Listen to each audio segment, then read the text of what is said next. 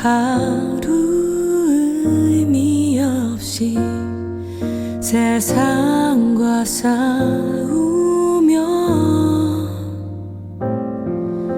할 수 없이 흘러대는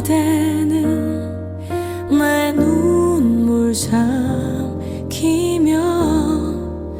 그렇게 살았죠.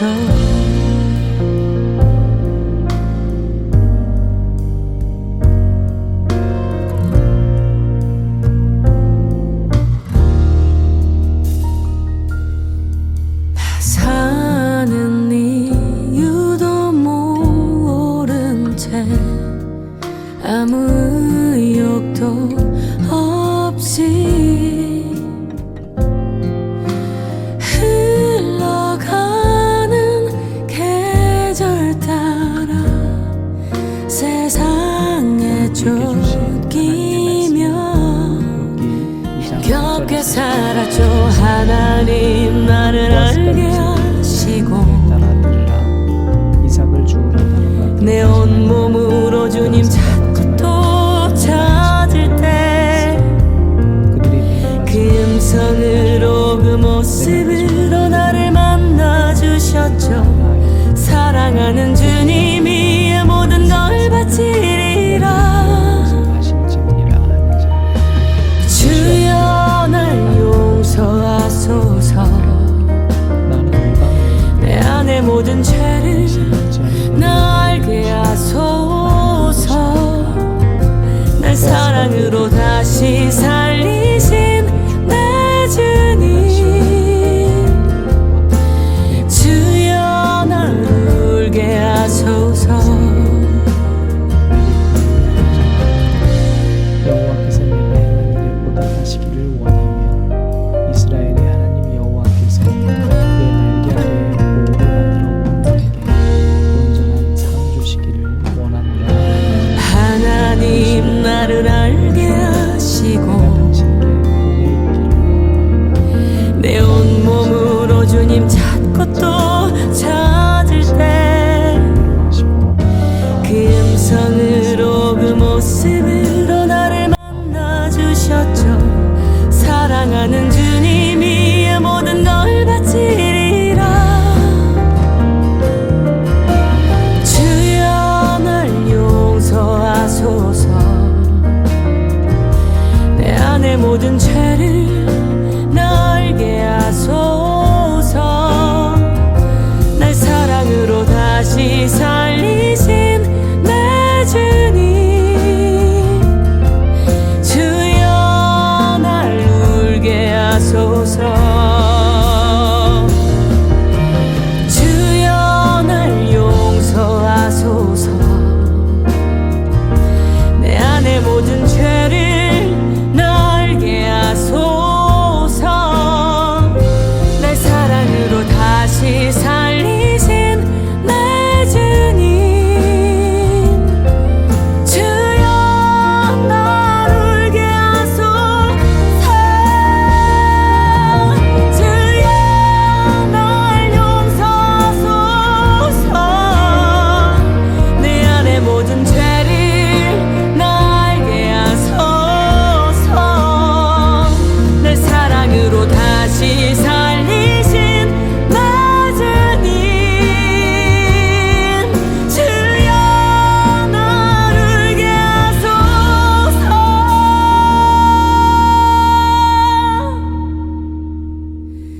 주여 날 울게 하소서. 주여 날 울게 하소서.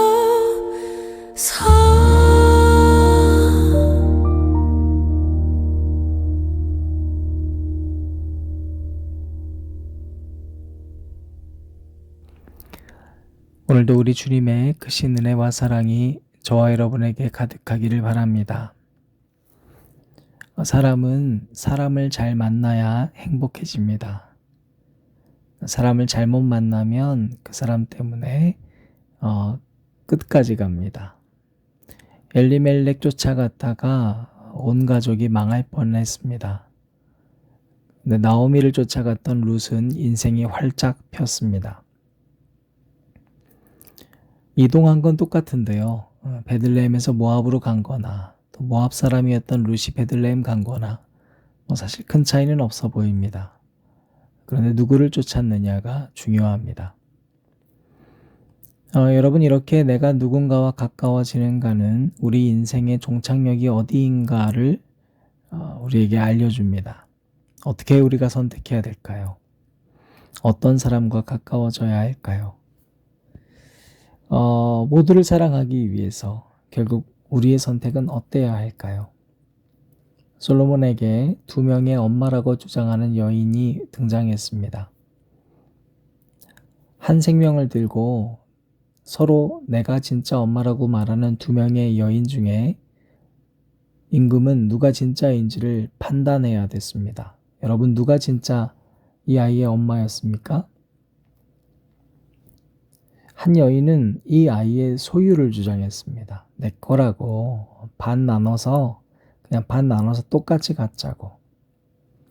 그런데 한 여인은 갖지 않겠다 했습니다.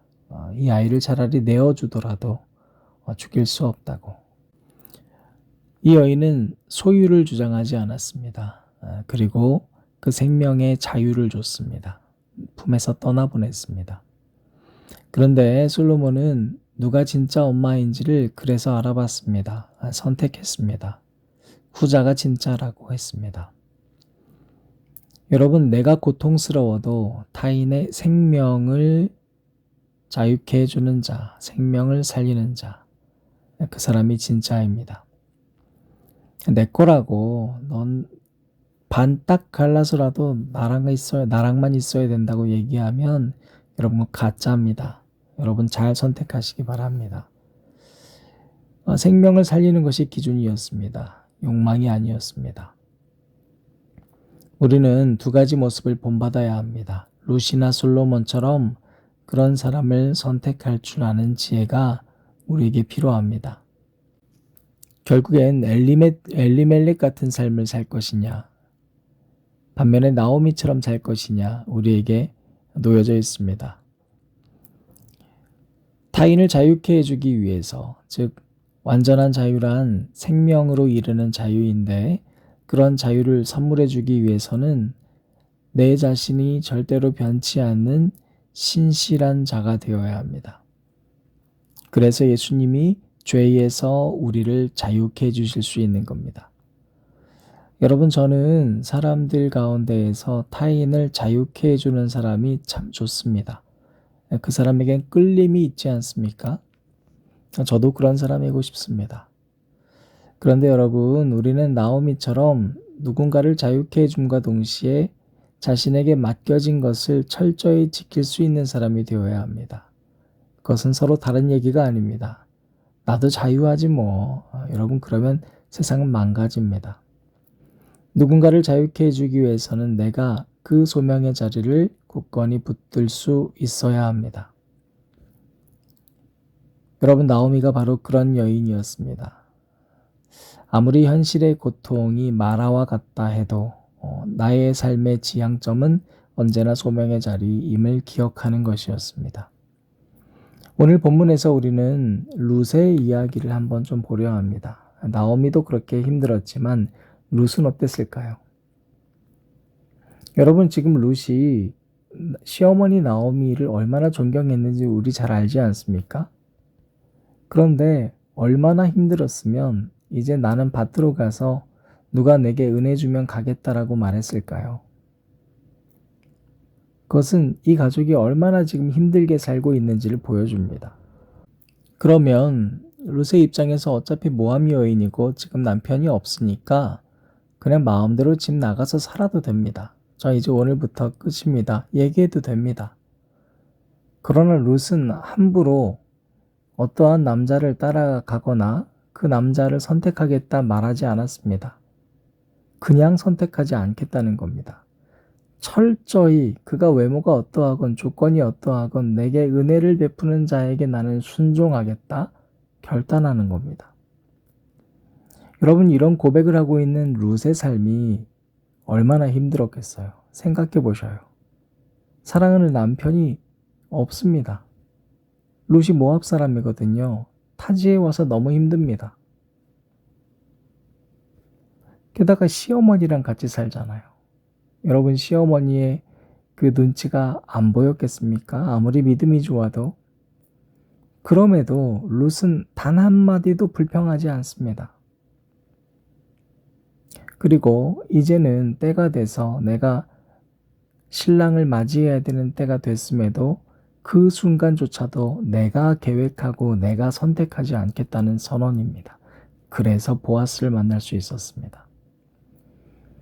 8절 9절에 보면 여러분, 보아스가 룻을 만나 이렇게 말합니다. 내 딸아 들으라. 이삭을 죽으러 다른 밭으로 가지 말며 여기서 떠나지 말고 나의 소녀들과 함께 있으라. 그들이 베는 밭을 보고 그들을 따르라. 내가 그 소년들에게 명령하여 너를 건드리지 말라 하였으니라. 목이 마르거든 그릇에 가서 소년들이 길어온 것을 마실지니라 하는지라. 그런 보아스가 지금 이 룻에게 극진한 대접을 하고 있습니다. 여러분, 룻이 물어봅니다. 아니, 내가 대체 뭐라고 저한테 이렇게 특혜를 주십니까? 그렇잖아요, 여러분. 보아스는 지금 처음 만났는데요. 룻에 대해서 들었으면 뭘 얼마나 들었겠어요. 그냥 짧은 얘기 한 편 들었거든요. 그런데 이 룻을 굉장히 보호해주고 특별한 예우를 다 해주고 있습니다. 그래서 룻이 궁금해요. 대체 저를 어떻게 아십니까? 그런데 그에 대해서 보아스가 이렇게 대답을 합니다. 11절 12절입니다. 보아스가 그에게 대답하여 이르되 내 남편이 죽은 후로 내가 시어머니에게 행한 모든 것과 내 부모와 고국을 떠나 전에 알지 못하던 백성에게로 온 일이 내게 분명히 알려졌느니라.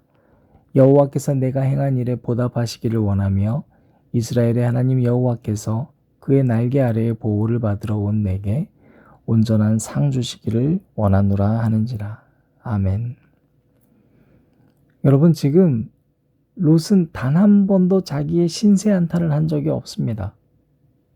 그러나 나의 계획과 선택이 아니라 철저히 하나님께 맡겼을 때 우연히 만난 이 보아스가 내가 어떻게 살아왔는지를 모두 다 알고 있었습니다. 그리고 하나님께서 너에게 온전한 상 주시기를 원한다 이야기하고 있습니다. 여러분, 룻기가 이 보아스를 통해서 우리에게 뭘 말해주고 있습니까? 진짜 그리스도인은 자신의 신세 한탄을 하지 않습니다. 여러분, 진짜 그리스도인은 심지어 외로울 수밖에 없습니다. 왜 외로울까요? 주변의 사람들이 다 놀러가고 주변의 사람들은 다 자유하고, 그러나 정작 내 자신은 맡겨진 곳을 늘 최선을 다해서 살아가고 있을 때마다 외로운 생각이 들지 않겠어요? 그에게도 술 먹고 흥청망청 놀 수 있는 자유가 있으나 그러나 하나님과 약속했었던 것이 있기 때문에 그 소명의 자리를 지켜낼 때 놀러 다니고 술 마시고 자유하게 사람들 만나는 모습들 보면서 그가 사람인데 외롭지 않겠습니까? 그러나 그 사람들이 떠남으로 인해서 맡겨진 일은 해내야 합니다. 누군가는 해야 됩니다. 고단하지 않았겠습니까? 그러나 룻이 단 한마디도 나오미에게도 신세한탄하지 않았음에도 하나님께서는 그 모든 과정들을 다 알고 계셨습니다. 그 왕께서 우리를 보고 계셨던 겁니다. 사랑하는 앉은자리 새벽 기도회를 들으시는 여러분, 여러분이 한 사람의 신실한 크리스천으로 살기 위해서 다짐을 하셔야 합니다. 그것은 때로는 나오미처럼 나는 소명의 자리를 걸어가겠다라고 하는 어제와 같은 고백일 수도 있고, 또는 너는 자유해라. 그러나 나는 내 삶이 아무리 고단해도 이 소명의 자리를 견뎌내겠다라고 하는 고백일 수도 있습니다. 그러한 삶은 마치 룻처럼 사랑하는 남편도 잃고 이제는 아무것도 남지 않은 가난하고 척박한, 심지어 나와 함께 지내는 사람은 시어머니, 사실 말이 통하지 않는 그 사람밖에 없는 외로운 삶이라 해도 그 모든 내 모습을 왕께서 보고 계심을 믿는 사람이 되는 것입니다. 그 사람을 통해서 이제는 내 계획이 우선되는 것이 아니라 하나님의 계획이 나의 계획이 되기를 선언하고, 하나님께서는 바로 그 사람을 통해 이 땅에 무수히 많은 생명들을 다시 주님께로 되돌려 놓으실 것입니다. 함께 기도하시겠습니다. 하나님, 룻의 삶은 외로웠습니다. 그러나 단 한마디도 룻은 내가 외롭다고 말하지도 않았고 가난하다고 궁핍하다 말하지 않았습니다. 그는 마음대로 그 자리를 박차고 떠날 수 있었음에도 자신의 모든 계획을 선택하지 않고 하나님께 온전히 맡겼습니다. 그는 생명을 이어가야 하는 어머니로서의 삶을 외면하지도 않았습니다. 그 삶을 당당히 선택하고 출발했습니다.